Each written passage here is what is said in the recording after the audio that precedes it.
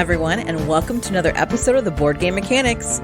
I'm Katie, and with me, as always, is... Hey everybody, what's going on? It is Jason. For those of you that, for some reason, actively follow our podcast, you'll notice that we're late again this week. I know it's been happening a lot.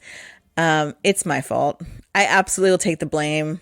I took on a new class just for 6 weeks to bail somebody out, and it's kicking my butt, frankly.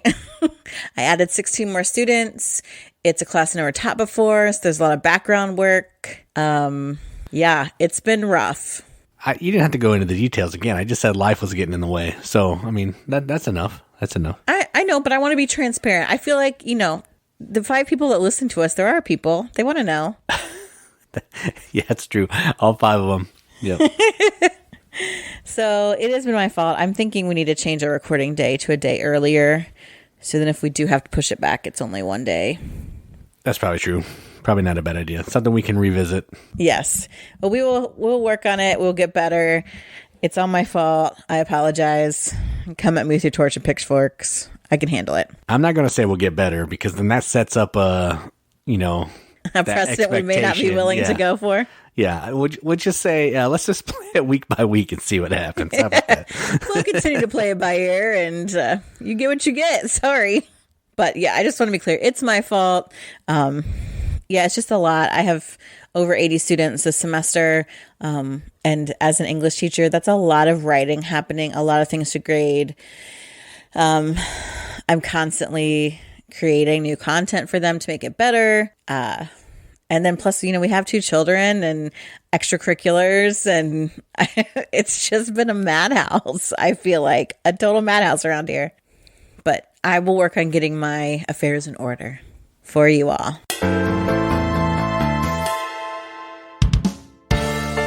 So part of that is getting started with crowdfunding.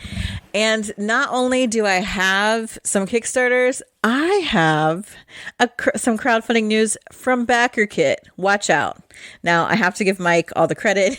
He's the one that told me it was on BackerKit, although I did know that this existed. And the first one I want to talk about today is the new expansion for Arch Ravels, and that is called Magic Socks. Okay, Arch Ravels, most adorable game. It's a game about knitting or crocheting, I think. I don't know if it's very specific on if it's knitting. I think it's crocheting, actually. Oh, okay. Yeah, I believe so.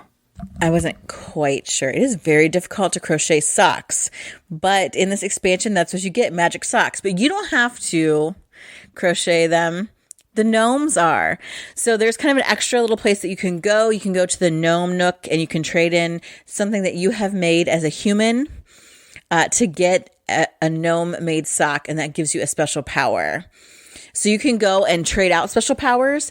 Also, like let's say you go and you already have a gnome sock. If you get a second one, you have to choose one to keep, and then you can discard the old one or give it to another crafter, which may cause them to have to discard the one they have themselves. So just a little extra addition to the game. It also makes this 6 players. This expansion does. You also can use all the special request cards, because when you visit the gnomes, you can look at the public special request board, and you can look at the stack of special requests and take one for yourself. You can look at 3 and take one. The magic socks have all these kind of cool abilities. Maybe you get extra shopping. Maybe you can craft an item when you do something else, which is really nice because this game is kind of tight. There's new characters with this expansion because now you can play up to 6. So they have new special player powers, which again is something I think is really cool about this game to begin with. And it is like... the special powers are cool for the new ones, and they've got these new adorable little markers that I think are so cute. But as if that wasn't enough, they go above and beyond, and there's lots of other things that you can get through this Kickstarter. They have theme packs, which it doesn't really change the game, but it adds these absolutely adorable, like it gives you new patterns and item tokens that you can use in your game. It can be like a cuddly theme. It can be little like cryptids, or it can be dinos. So you get your own little theme going with the things that you create, which is very cute. There are also 2 mini expansions. One has some awards that you can start, like, are trying to shoot for, these goals that everyone's going for, and you're trying to beat other people, which I think is a nice add. And also there's a Rivals expansion that has events and things that allow you to do more direct interaction, makes it a little meaner. And honestly, this is a very nice, friendly crafting game. But the opportunity for those extra little expansions, I think, is great. There's also an official solo mode that you can get through this, where you are crafting against the gnomes. Has a very Rumpelstiltskin kind of feel to it. And you can mix and match. If you don't have the base game, you can get it through this. If you want the deluxeified, you can get it there. And the shipping costs are actually pretty good. In the US, their estimate, like $13 of shipping for all pledge levels, which I find kind of amazing. And then the rest of the world is $30. They're not shipping to Russia or Brazil. I don't know that we have any listeners in Russia or Brazil. In your face, Russia. I bet Putin is really upset that he can't get his Arch Ravels expansion. He's been waiting on this expansion since the base game was released. I know it. And now he's riding around shirtless on his horse and like really thinking about this. We just pulled the rug out from underneath Putin, and that could have just pushed him over the edge. We got political. Sorry, guys. I didn't mean to. Actually, it's Jason's fault, not mine. It's fine. It's not really political. It's just dumb banter. It's so about usual for us. Oh, but the Magic Socks includes the Enchanted theme pack. So you can crochet some enchanted little items, like these little sorcerer hats, or there's, it looks like an owl bear kind of plushie. Very cute. The game itself is really fun. Just kind of contract fulfillment, but with a really adorable theme. And the components are cute art. So if you liked Arch Ravels, check out Magic Socks. It's on BackerKit. This is from XYZ Game Labs. I don't know if I said that. To get the Magic Socks expansion, it is $25, and there's 11 days left on the BackerKit. What do you call that? Campaign. Yeah. So yeah, this all sounds cool. It has actually some the bundling little option is cool, which I may end up backing. But every time I go to BackerKit, it looks like it came straight out of like 2002. It's running on like Windows 95. BackerKit is terrible. So I don't know what they're doing, but whatever they're doing, they need to fix it and amp up the look, the ease of use. GameFound's blowing it away, and GameFound's not even that easy to use. Kickstarter is crushing it because Kickstarter is really easy to use. So they need to sort this out and make this interface a little bit better. It's 2022. Come on. Yeah. Again, if we've talked about, like, people complain about Kickstarter and all that jazz, that's fine. But if GameFound and BackerKit, these other alternative options, want to compete, then they need to get an app. They need to make a great user interface. And then, yeah, they'll kick Kickstarter in the face. Absolutely. But they have to be able to do that kind of thing.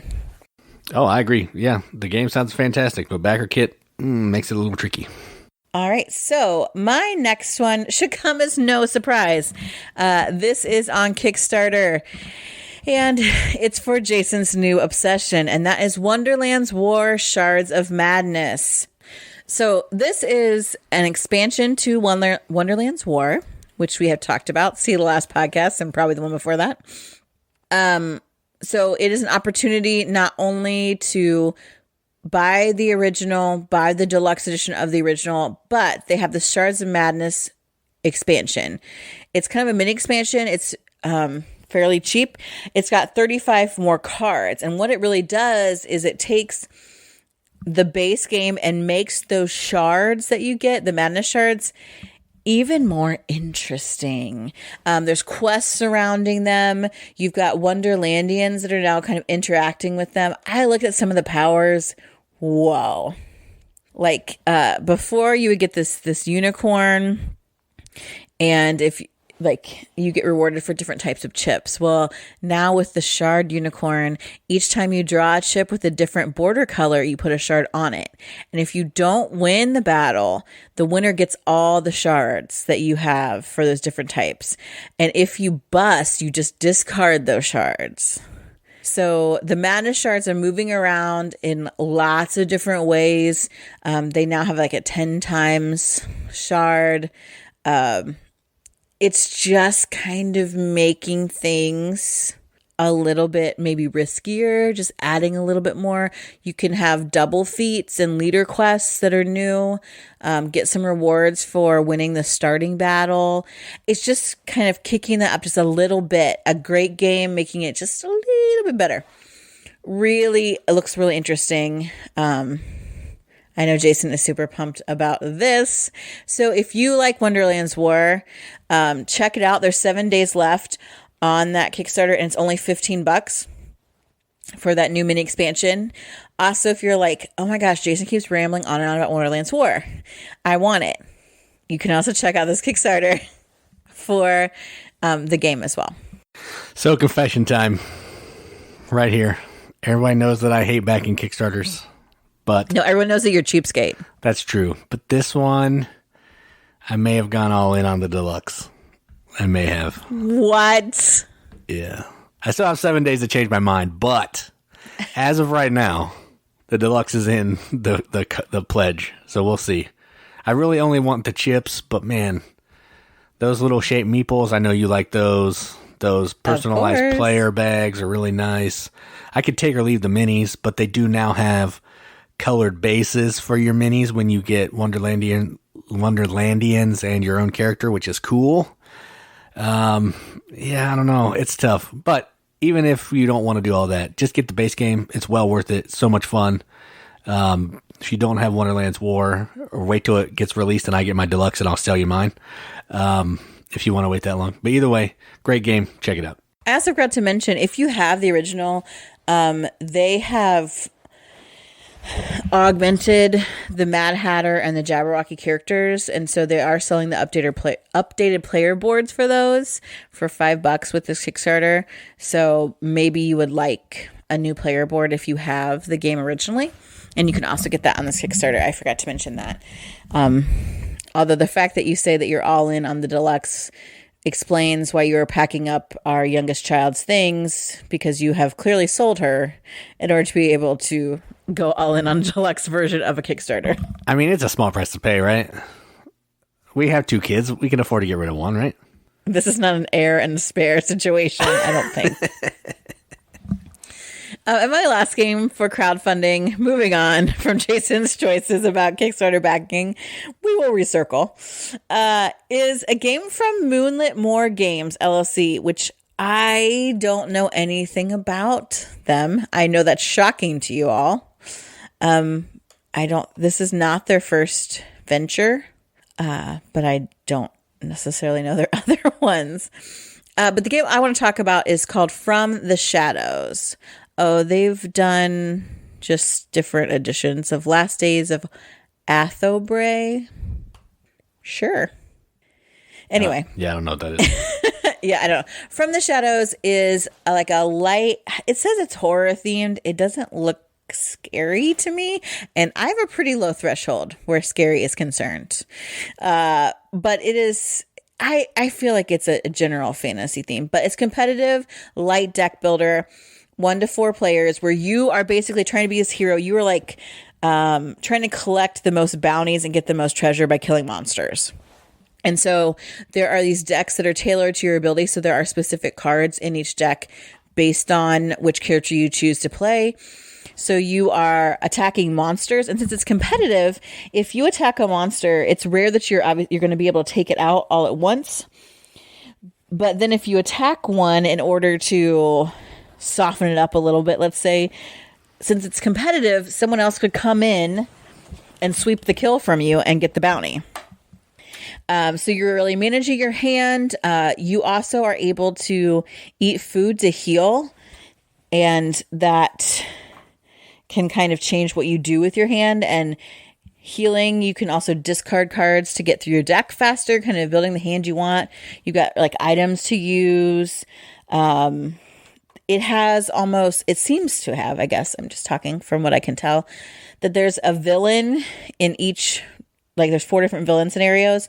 And so they have monster abilities and challenges that go with each one, almost the way that you do in like a legendary kind of situation. But this is kind of like you can be an assassin or a huntsman or a basic soldier or a conjurer. And you're just gathering the loot, taking out these basic monsters, and also taking on villains and their minions. So I thought, I love deck builders. I love the idea of, like, most deck builders that have this kind of aspect of fighting or taking out bounties, you're doing it against each other. Like, in some ways it reminds me of the way Hero Realms plays, but that in that you are fighting each other. But this, you are fighting an enemy, but it's not a common enemy where you're working together. So I just think that's a really interesting difference about this game. And I really love deck building. So if you like deck building, if you like some of those aspects, check out From the Shadows. There's 11 days left on that Kickstarter, and it's $25. That's a good price, and I do like deck building, but I'm still thinking about Wonderland's War, so yeah, I'm good. I know you can't see past Wonderland's War. Okay, and that's all I have for news this week.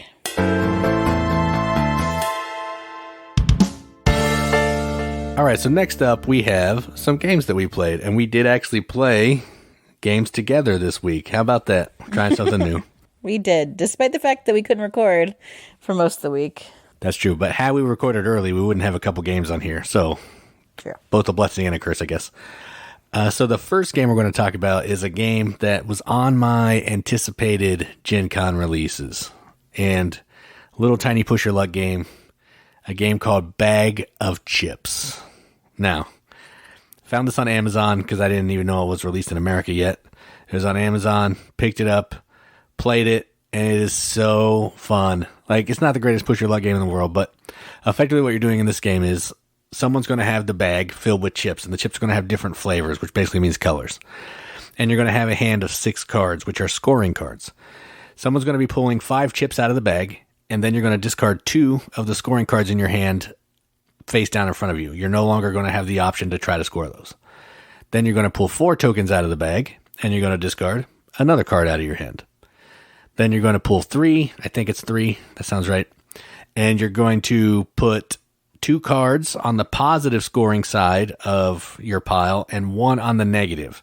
Now, what you're trying to do is you're trying to meet the criteria of these scoring cards to get points. The more points you get, the better chance you have of getting the reward token, and you're trying to be the first player to get 4 reward tokens.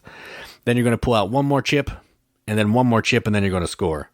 And everybody's going to add up what they have on their positive side, subtract what they have on their negative side, if anything, because if you don't want to meet the objective, you don't get anything for it. It just goes away. And then whoever has the most points gets 2 reward chips. Whoever's in second gets 1 if you're playing more than a 2-player game. And then you're going to play until in subsequent rounds until someone gets 4 reward chips. And that's it. All push your luck, a little bit of math, silly theme, but I love it. So that's Bag of Chips. How do you feel about Bag of Chips? I liked it. It helped that I won the first game. But I think it takes at least 1 playthrough, which thankfully it's quick to figure out exactly what you're doing.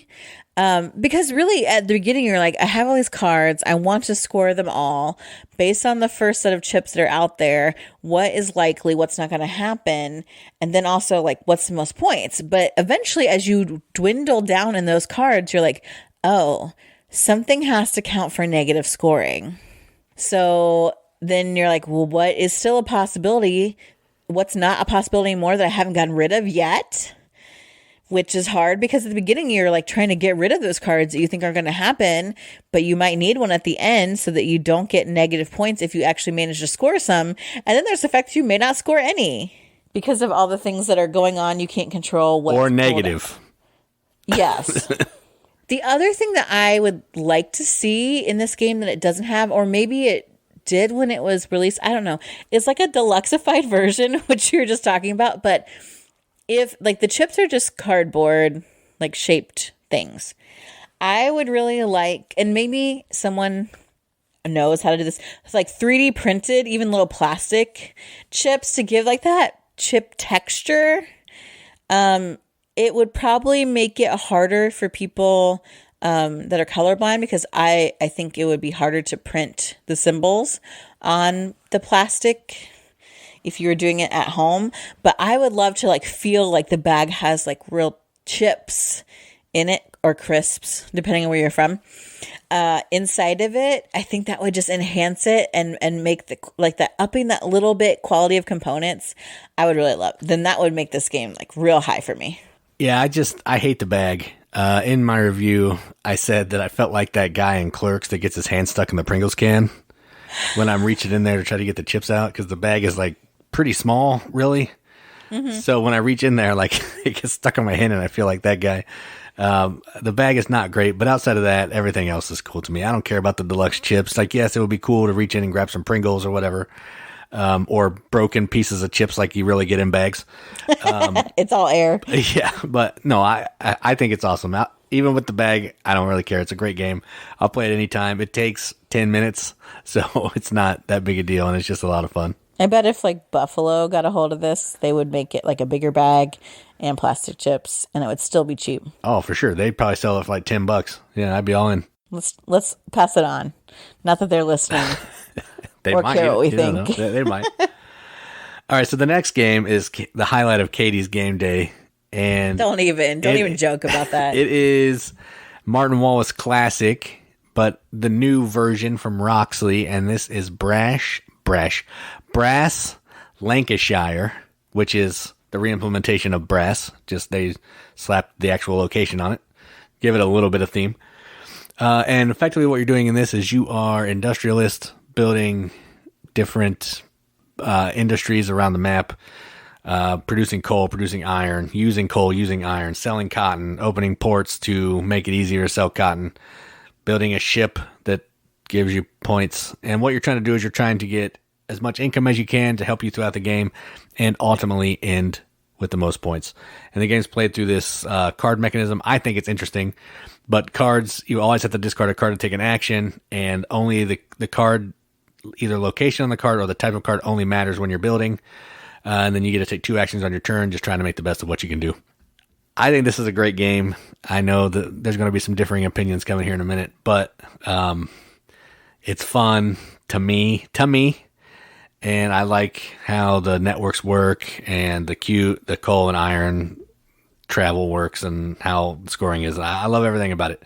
I actually think the new one has some missteps on some of the graphic design. We were building some industries, and it's hard to tell if coal is needed and all that kind of thing. So while, yes, it may look more fitting and prettier, matter of opinion, I think the older one is actually more functional. So Brass Lancashire, big thumbs up from me. Now let's hear how much Katie loves it. Oh boy. So this time I understood better how to play it. So in some ways that helped. Well, I mean, last time you did play it with Cole Dratzer, so. He who shall not be named on the podcast. That ruined a lot of games for me. Bless his heart. But it's just not fun. Like, this game is so boring. Like, you take 2 actions on your turn, and then it takes like 200 years to get back to your turn. And then you barely get any turns anyway. And who cares about the coal, oil, only everybody? Whatever? No. Like, if I have to deal with that in real life, I don't want to deal with it in the game. It's ugly. Even the new one's ugly. I don't care what people say. Marty Wallace, no. Like, there's one Martin Wallace game I will play, and that is London. Everything else has been a big fat turd, including this one. It's not a turd. Come on. It's a coal-covered turd. All right, so Katie's favorite game of the weekend. All right, got it. No, I know that I like this game a lot. We don't play a lot of Martin Wallace games because mostly I'm the only one that really likes them. Because they're terrible. And they're terrible. No one wants to play them normally. They're ugly and boring. Chris will play them, but again, it's just me and him, and most Martin Wallace games cannot be played at 2. So that is part of the struggle as well. But yes, I appreciate you letting me play Brass, even though you didn't love it. So let's keep that in mind. Yeah, okay. And the next game is a small game, really quick. I played it before, but I don't know if I talked about it. I don't think I talked about it because Katie didn't play it. But we did play one round of it, which is basically the whole game. One round is a whole game, but usually you can play more than one. And it is called Marvel Remix. And this is the Marvel version of Fantasy Realms. Now, I don't know how different this is from Fantasy Realms because I haven't played Fantasy Realms. I've just played Red Rising, which is based on Fantasy Realms. But this has it's real similar to Red Rising. You have cards in your hand, and on your turn, you're either going to draw a card from one of the two decks, or you're going to pick up a card from the tableau and then replace it with a card from your hand. And you're trying to get as many cards in your hand that have synergy together, that score together, have different icons that you need to score the most points.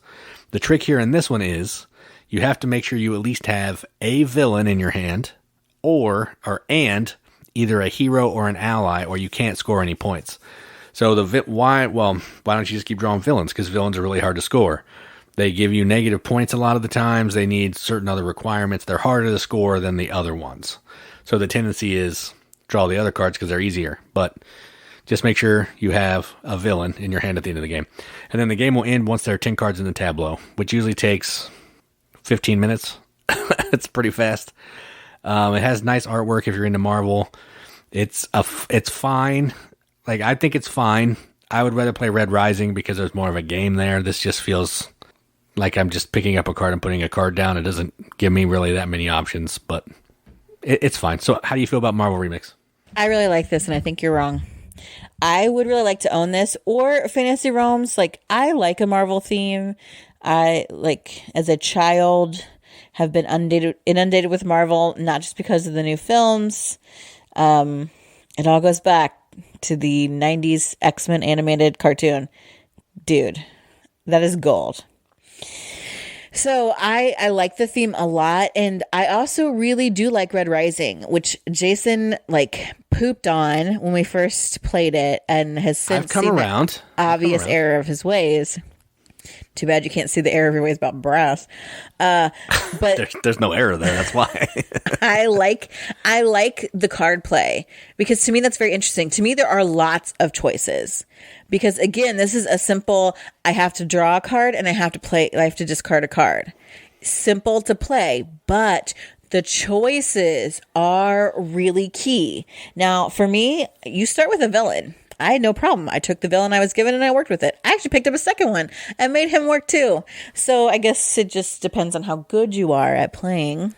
I think that's my problem though, because I heard Amy say that she didn't even get rid of any of the cards in her starting hand. They all worked well together.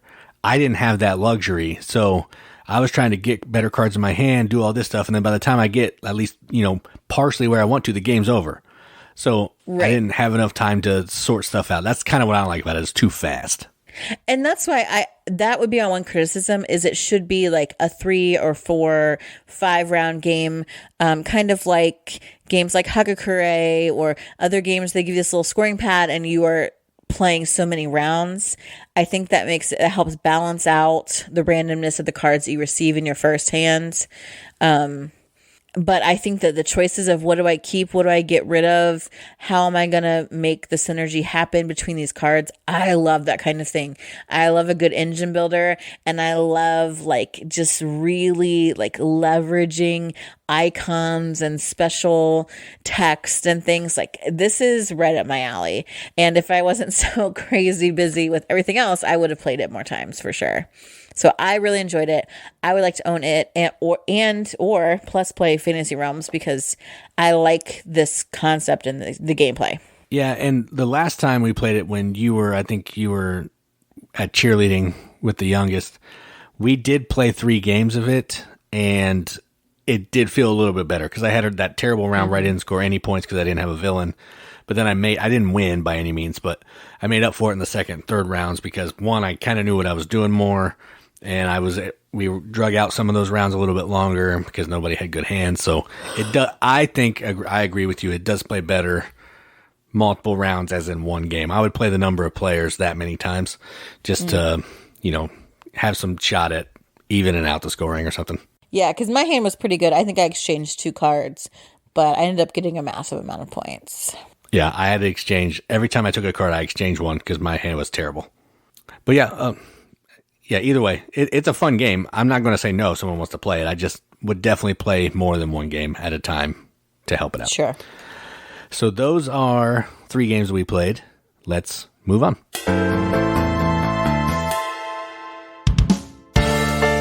So our feature had kind of an interesting introduction in my news segment because it is a well-known fact that Jason and I do not back many Kickstarters because we're just cheapos and we won't back them, or we don't want the new hotness. We'll take old and busted always.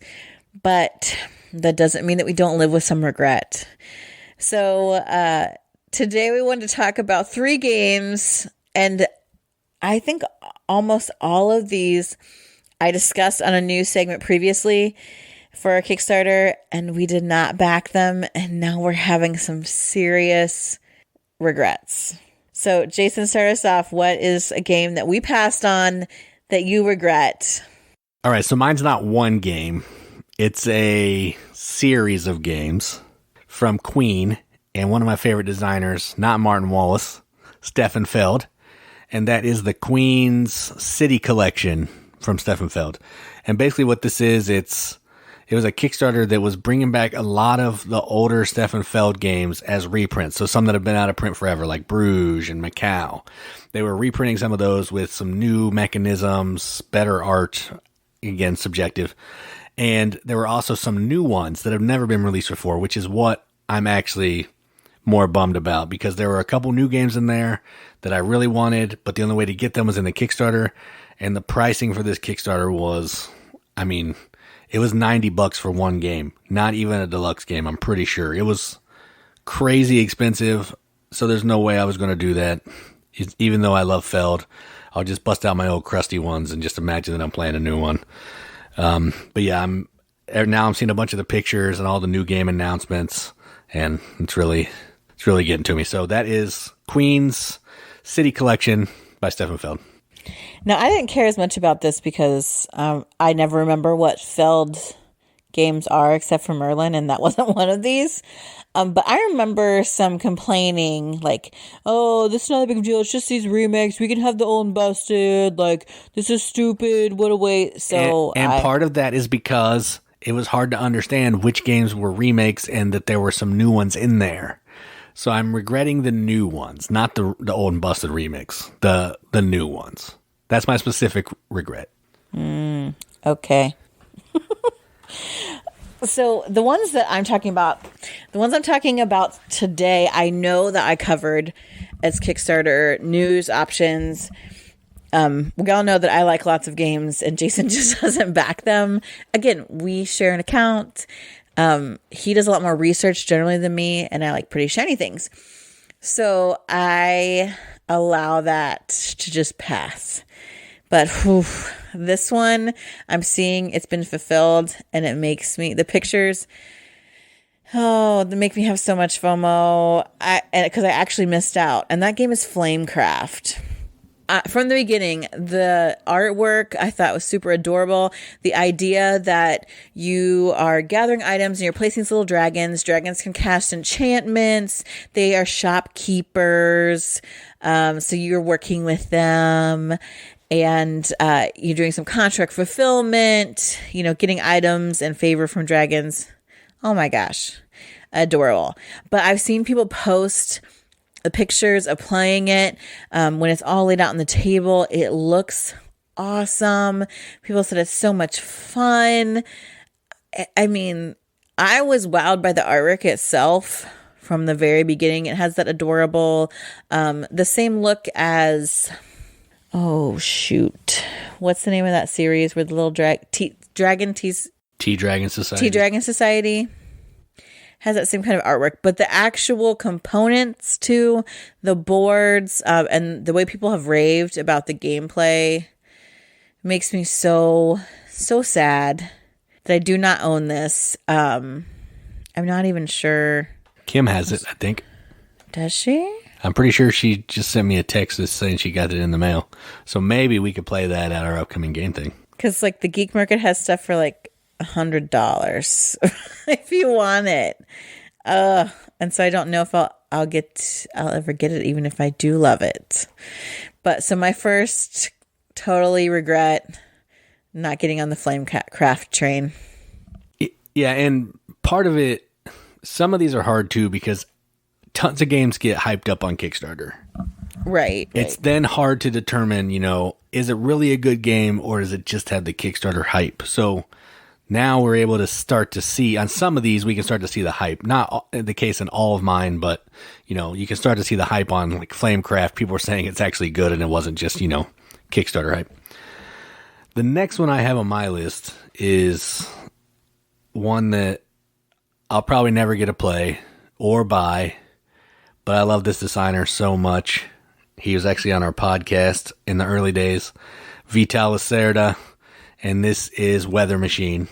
This was on Kickstarter. It's an Eagle Griffin game, so it automatically bumps the price up to like $125. Nice components, great art, great bits. I'm not knocking it. I'm just saying it's too much for one game for me that is really hard for me to get to the table. And I say that because I just, dropped a bunch on Wonderland's War, but I can get that to the table easier than a Vital game. Weather Machine looks great. It's a Vital game. I don't know much about it other than you're building the machine to try to adjust the weather to score points. That's the overall theme. Great bits. I'm sure there's a follow mechanism. I'm sure it's a big beefy rule book.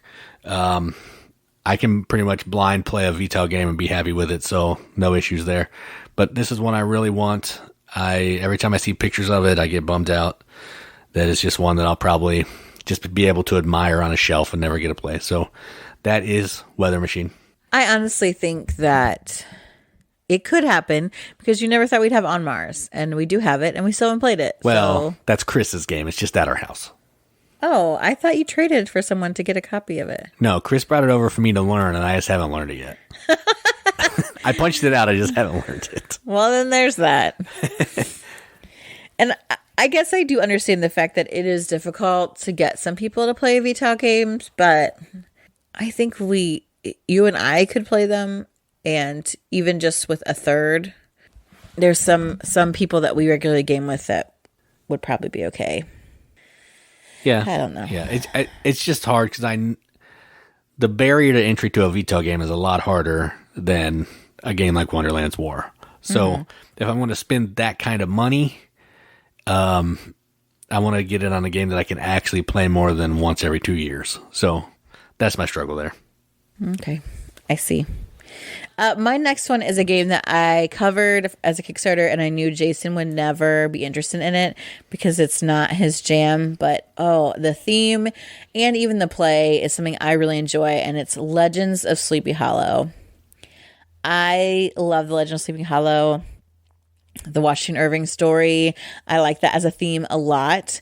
And in this story, like, Ichabod Crane disappeared, which happens. And so now 4 of the residents are going to uncover what's going on. And so you can play, it's like, I think 1 to 4 players. So you can be like the Undertaker or the War Vet or the Minister or the Tanner. And it's cooperative where you have an action pool to like investigate and look through the environment. You are, powering up. Everybody has abilities. And you can, use though, and like you can gain fear. And so, yes, it's like story based, but it's got these like smaller, like scenarios that you go through, as you kind of unravel the mystery. So there's this campaign aspect to it. But like the artwork is amazing. I love that idea of theme. You can have equipment and clothing to help keep you warm. You've got your actions that get dispensed, different types, and have got, monsters that attack you and trying to defeat them. I saw this in like our local game store. It's like $100 there, and I was like, oof. I don't know about that. And then I looked online and I'm like, well, you're not getting it cheaper anywhere else. It just looks like a really fun, like story-based, battling plus investigative kind of game. And I really want to play it. And I really wish I had it. And that's Legends of Sleepy Hollow. So I did actually watch the first scenario on this on a YouTube video. And the action selection pool is really cool. You start with so many actions, and then you can get fear by doing things, but the fear can also be spent as an action to, as an icon to take some actions. The investigation is just go to an area and flip a card, which is pretty cool. It doesn't seem as bad as I was expecting, so maybe there's a possibility we can get it for cheap. I'll play it. That is the caveat. Get it for cheap. Probably not. That's true. It's expensive. It is an expensive game. And my last one is actually a game that's being reprinted. It's a Reiner Knizia game that's been out of print for quite a time. And this one is called Ra. It's being reprinted by 25th Century. Nice deluxeified components, wooden bits. Effectively what this is it's an auction game. You're drawing bits out of a bag, and then you're trying to build tableaus with these chits, but if you build too much, you can bust. I haven't really looked into it a ton. I've watched a couple of videos, but a long time ago. But the reason that I didn't back this is it's still really expensive for just a little pusher, auction-y game. And I think it was going for like $60, $70 for the new version. And I don't know, that seemed a little bit high for a Knizia game. And yeah, the art looks great. It has nice components, but $70, I gotta be out. So I looked for the old one. Old one's also going for $70, so that's kind of why I'm kicking myself. I could have gotten a new shiny one for $70, or the old and busted for $70. New hotness probably is the way I would go. It's just a little too much. I'll just play someone else's copy, but the game looks great. And now that I've seen more pictures, more gameplay of it, it just looks fantastic, and I really want it. So that is Ra. I don't know anything about this game. Just the name turns me off. I don't know why. Because I think all the Egyptian-themed games that I know that I've played, I've disliked. I think that's why I don't like the idea of You like Thebes, right? Yeah, but that's not Egyptian. I guess that's true. It's like based solely. Yeah, it has it in there, but that's true. That's archaeology based, so I don't know. And of course, I'm really bad about making snap judgments about games, and I'm like, oh, it is really good. Dang it. This last game I also covered in Kickstarter, and I was so pumped about it, and I really wanted it. And then I met the designer. We met the designer at Origins. So nice, a super nice guy, into the same kind of games we are. He likes Heavy Euros a lot. And Paverson Games is publishing it, and the game is called Distilled. We played a sample round, and it was so fun because it's a little bit heavy. They have the weight set on BGG at 3.09 out of 5, which I think is too high. But it is so thematic because you are managing your resources. You have a distillery. You are making different types of spirits. So you have to get the resources to make them to begin with. You can get people that are going to help you do that better, give you better recipes. But the thing is, once you get those ingredients, then you go through the distilling process. And any good distiller knows the first pour and the last are not going to be the best. So you discard those, which that can mean that you could lose something that's vital for you to make a particular recipe, and you end up with hooch or whatever. That push your luck bit, and the fact that it's super thematic. So, oh my gosh, I love that. That was so interesting. And just looks good. That whole idea of what you need, the layout of the player board.